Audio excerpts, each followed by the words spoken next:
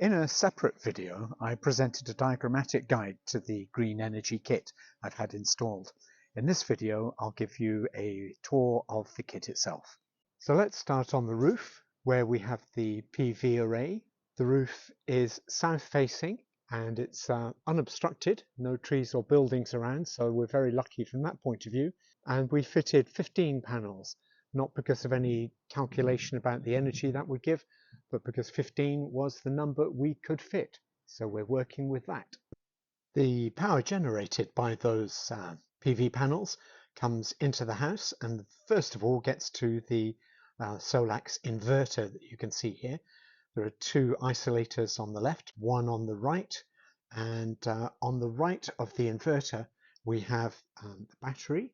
The battery is an extremely heavy unit. It may not look much, but it was an absolute brute for the guys to carry up here.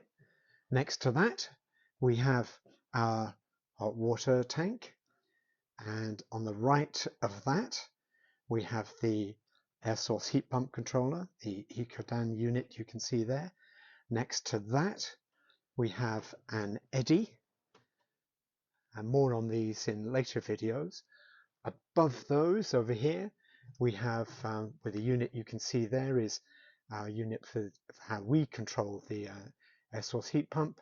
Next to that we have an Ethernet switch, mains, and underneath that again a node for our mesh Wi-Fi system. Here we have the consumer unit fitted by a guy I'll call the domestic electrician, who rewired the place for us when we moved in a year ago. Some bits and pieces have been added to that by the guys who fitted the solar PV. One is the little grey thing on the right there, Eastron if you can read it, with a flashing light, and beyond that there's an isolator for the PV arrays, and then beyond that again another meter.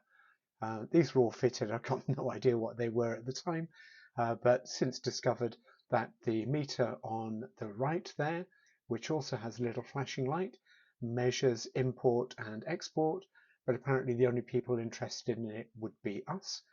The isolator, self-explanatory if we needed to turn the PV arrays off, and this little device tells the inverter upstairs what's going in and what's coming out. Here outside the house we have the air source heat pump. It's not a thing of great beauty to look at. Its beauty is in its function, taking warm or cold air and somehow extracting the heat from it to warm up the water for us. Here at the front of the house we have one housing the electricity meter, and also novel item for us here is in the center of the screen there, the little black box with the arrow on it. That's a CT clamp. More about that later. And on the other side we've got the gas meter, or rather the space where the gas meter was until the air source heat pump meant that we could get rid of the gas almost altogether. It still comes up to this point, and I guess it'd be nice to know if we can get rid of it at some point, but that's for another day. Here in the garage we have the Zappi car charger. It's got three connections. One, of course, is for plugging into the electric vehicle.